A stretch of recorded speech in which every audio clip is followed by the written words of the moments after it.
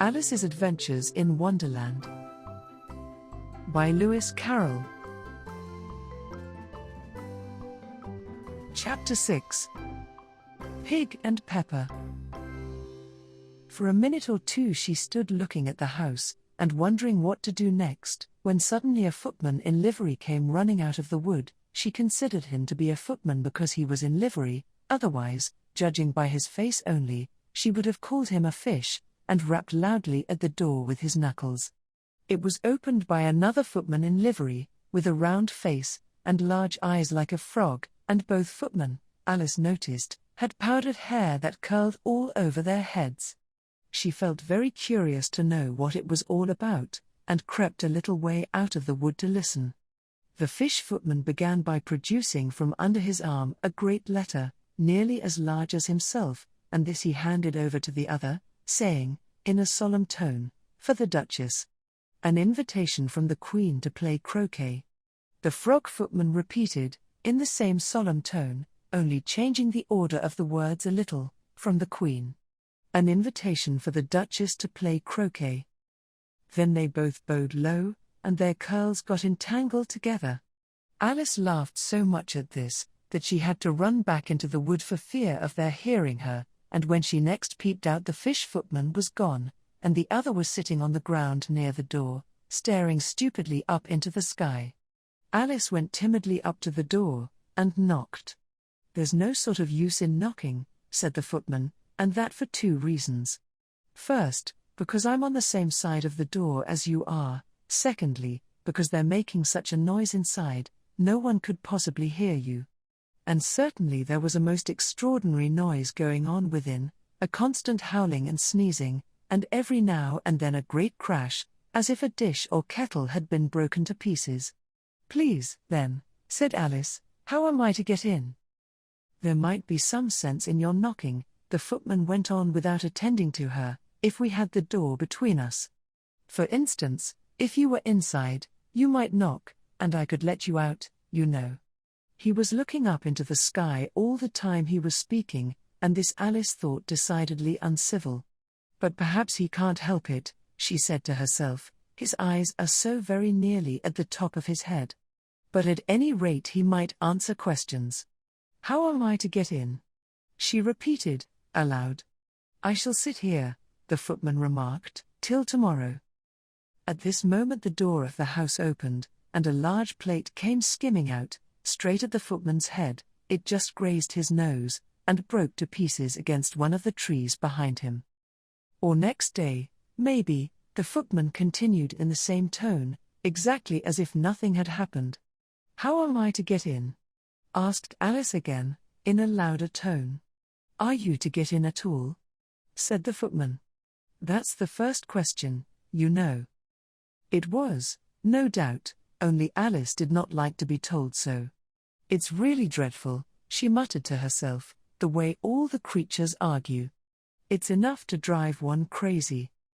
The footman seemed to think this a good opportunity for repeating his remark, with variations. "I shall sit here," he said, "on and off, for days and days." "But what am I to do?" said Alice. "Anything you like," said the footman, and began whistling. "Oh, there's no use in talking to him," said Alice desperately, "he's perfectly idiotic." And she opened the door and went in. The door led right into a large kitchen, which was full of smoke from one end to the other. The Duchess was sitting on a three-legged stool in the middle, nursing a baby. The cook was leaning over the fire, stirring a large cauldron which seemed to be full of soup.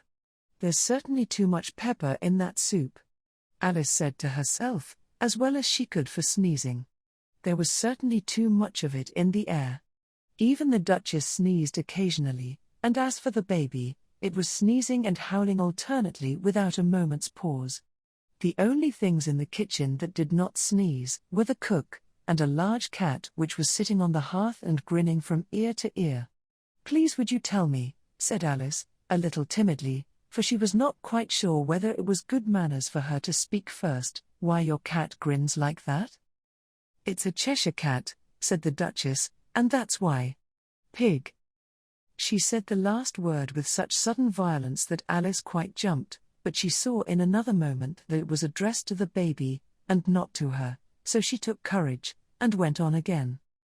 I didn't know that Cheshire cats always grinned. In fact, I didn't know that cats could grin. They all can, said the Duchess, and most of 'em do. I don't know of any that do, Alice said very politely, feeling quite pleased to have got into a conversation. You don't know much, said the Duchess, and that's a fact.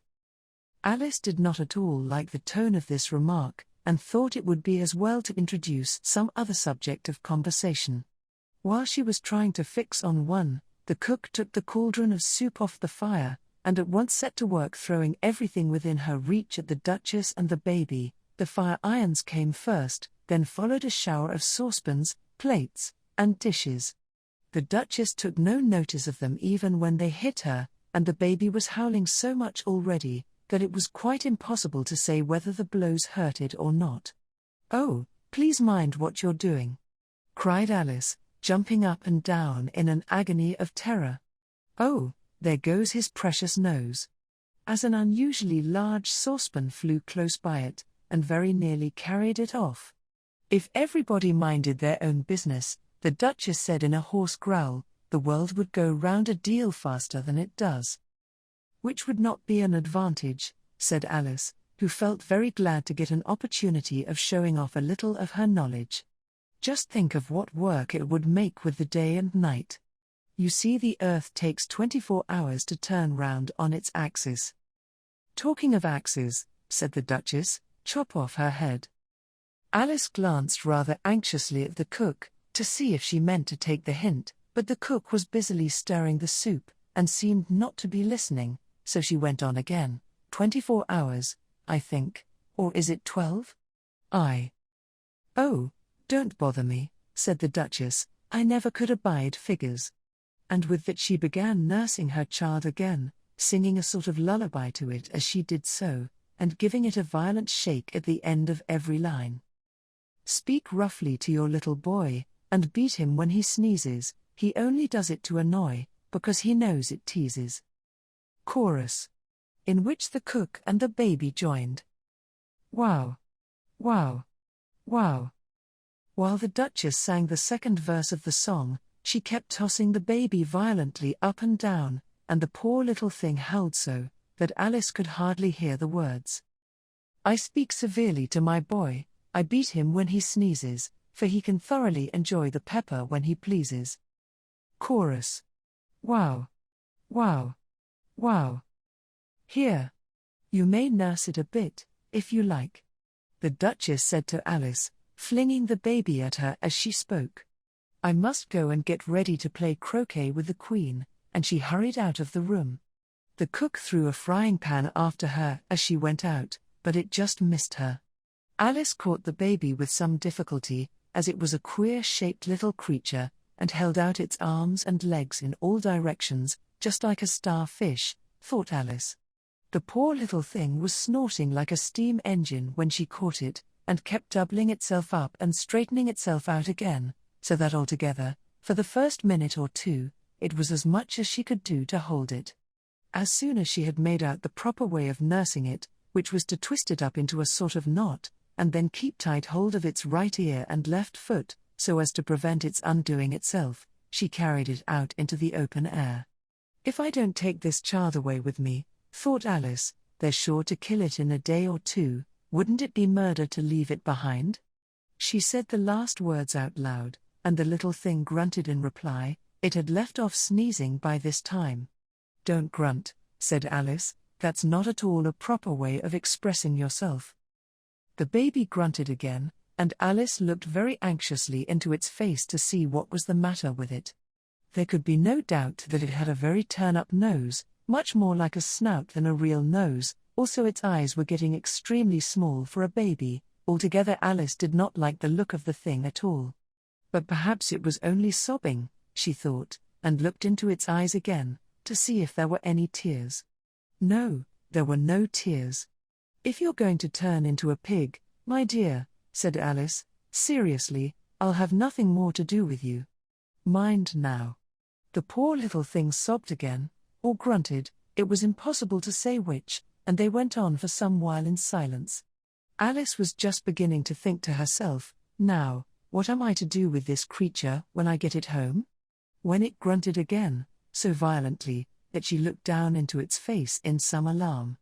This time there could be no mistake about it, it was neither more nor less than a pig, and she felt that it would be quite absurd for her to carry it further. So she set the little creature down, and felt quite relieved to see it trot away quietly into the wood. If it had grown up, she said to herself, it would have made a dreadfully ugly child, but it makes rather a handsome pig, I think. And she began thinking over other children she knew, who might do very well as pigs, and was just saying to herself, if one only knew the right way to change them, when she was a little startled by seeing the Cheshire Cat sitting on a bough of a tree a few yards off. The cat only grinned when it saw Alice. It looked good-natured, she thought, still it had very long claws and a great many teeth, so she felt that it ought to be treated with respect. Cheshire Puss, she began, rather timidly, as she did not at all know whether it would like the name. However, it only grinned a little wider. Come, it's pleased so far, thought Alice, and she went on. Would you tell me, please, which way I ought to go from here? That depends a good deal on where you want to get to, said the cat. I don't much care where, said Alice. Then it doesn't matter which way you go, said the cat. So long as I get somewhere, Alice added as an explanation. Oh, you're sure to do that, said the cat, if you only walk long enough. Alice felt that this could not be denied, so she tried another question. What sort of people live about here? In that direction, the cat said, waving its right paw round, lives a hatter, and in that direction, waving the other paw, lives a March hare. Visit either you like, they're both mad. But I don't want to go among mad people, Alice remarked. Oh, you can't help that, said the cat, we're all mad here. I'm mad. You're mad. How do you know I'm mad? Said Alice. You must be, said the cat, or you wouldn't have come here. Alice didn't think that proved it at all, however, she went on, and how do you know that you're mad? To begin with, said the cat, a dog's not mad. You grant that? I suppose so, said Alice. Well, then, the cat went on, you see, a dog growls when it's angry, and wags its tail when it's pleased. Now I growl when I'm pleased, and wag my tail when I'm angry. Therefore I'm mad. I call it purring, not growling, said Alice. Call it what you like, said the cat. Do you play croquet with the Queen today? I should like it very much, said Alice, but I haven't been invited yet. You'll see me there, said the cat, and vanished. Alice was not much surprised at this, she was getting so used to queer things happening. While she was looking at the place where it had been, it suddenly appeared again. By the by, what became of the baby? Said the cat. I'd nearly forgotten to ask. It turned into a pig, Alice quietly said, just as if it had come back in a natural way. I thought it would, said the cat, and vanished again. Alice waited a little, half expecting to see it again, but it did not appear, and after a minute or two she walked on in the direction in which the March hare was said to live. I've seen hatters before, she said to herself, the March hare will be much the most interesting, and perhaps as this is May it won't be raving mad, at least not so mad as it was in March. As she said this, she looked up, and there was the cat again, sitting on a branch of a tree. Did you say pig, or fig? Said the cat. I said pig, replied Alice, and I wish you wouldn't keep appearing and vanishing so suddenly, you make one quite giddy. All right, said the cat, and this time it vanished quite slowly, beginning with the end of the tail, and ending with the grin, which remained some time after the rest of it had gone. Well, I've often seen a cat without a grin, thought Alice, but a grin without a cat. It's the most curious thing I ever saw in my life. She had not gone much farther before she came in sight of the house of the March hare. She thought it must be the right house, because the chimneys were shaped like ears and the roof was thatched with fur. It was so large a house, but she did not like to go nearer till she had nibbled some more of the left-hand bit of mushroom, and raised herself to about 2 feet high. Even then she walked up towards it rather timidly, saying to herself, suppose it should be raving mad after all. I almost wish I'd gone to see the Hatter instead.